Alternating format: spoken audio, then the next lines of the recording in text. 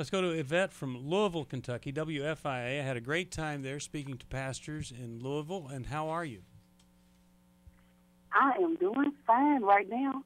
Well, how can we help you, Yvette? The question that I have, and I'm hearing the word vacillator. Well, I'm one of those. You're a vacillator? Okay. Yes.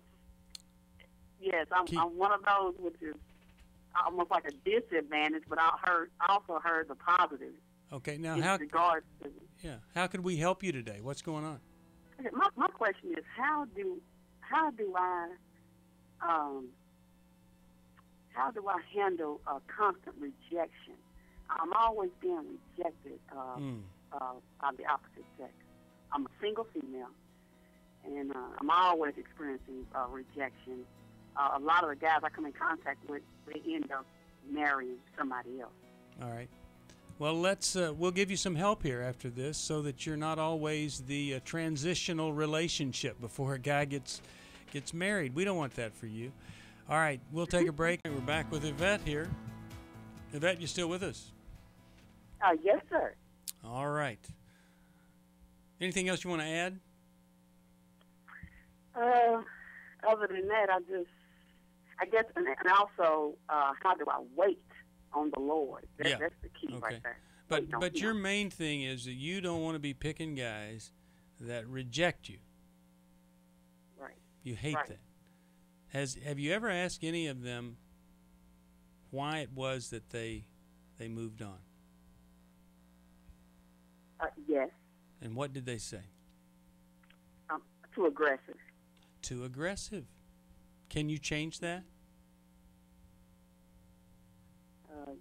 Yes. I can try to change it. So what does that look like, Yvette, too aggressive? Like you just kind of take them down? Right. I'm like, take them down. Too aggressive. What does that mean? Pounce. Just, I guess, knowing what I want. Also, I guess, almost even trying to manipulate them into wanting to love me or wanting to be with me. And so it's like even a form of manipulation. Okay.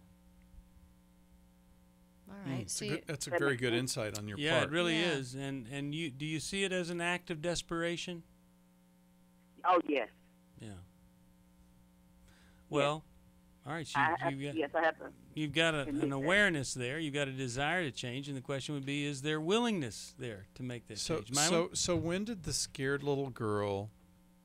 At what age did the scared little girl, Yvette, desperately, to use Steve's word, want to hold people close?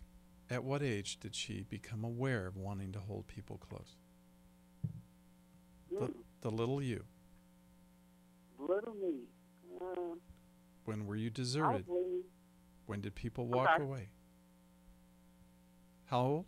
Say it one more time. I'm sorry. How old were you when people began to walk away from you, or you felt abandonment, or you felt the desperate need to hold people close? I think 13. Okay. What happened? Just give me a quick... It may have been when my father died. And how old were you then? 13. Okay. So that's a horrible thing to have your dad die. Were you close to your dad? No. I think he was in the process of getting close to him, and he passed away in his 30s. Oh, I'm so sorry to hear that. That's young. And then who was close to you after he died? Who helped to fill that gap? I think no male figure, probably maybe our uncle, my mother's brother or something. Okay. Our uncles or something. Okay, so really then what you have is this tragic loss of losing a dad at a very vulnerable time, 13 years old, and really nobody to fill it in such a way that they could comfort you and provide for you a place to get filled up inside. And if you understand that part of your aggression right now of trying to hold people really close is really the 13-year-old inside trying to grab somebody and pull them in, most people, male or female, are going to feel suffocated by that. And they're actually going to feel overwhelmed by it, and then that's why they push you away. So the constant rejection, you're a part of the formula, and for you to understand and work on grieving, and it really, Sherry, it's a trauma, if you would, to lose your dad at 13. How do we heal from traumas? Well, I'm wondering, Yvette, great question. Where are your girlfriends? Do you have a close group of girlfriends that you meet with on a regular weekly basis?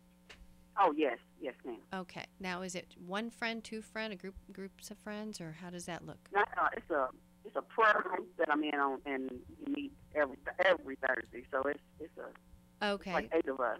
All right, good. So you've got a group that you pray. Now, do you got a group that you unload your heart and talk about heart stuff that you're not necessarily praying Yes, about? I have one. Yes, my best friend. Yes. Okay, so you've got a best friend. All right. Yes. And who else do you have? I have some guy. I have guy friends.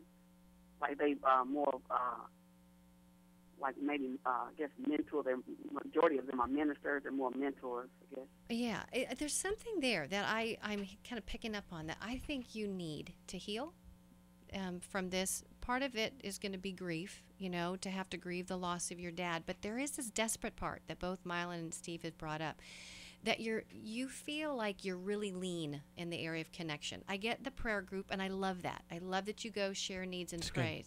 But you need a healing group.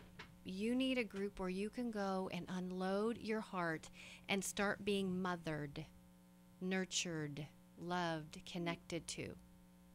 Do you get that? Yes, ma'am. I get it. Have you had much mothering? Yeah. I wish my mother was. I wish my mother was spiritual when I was growing up, but.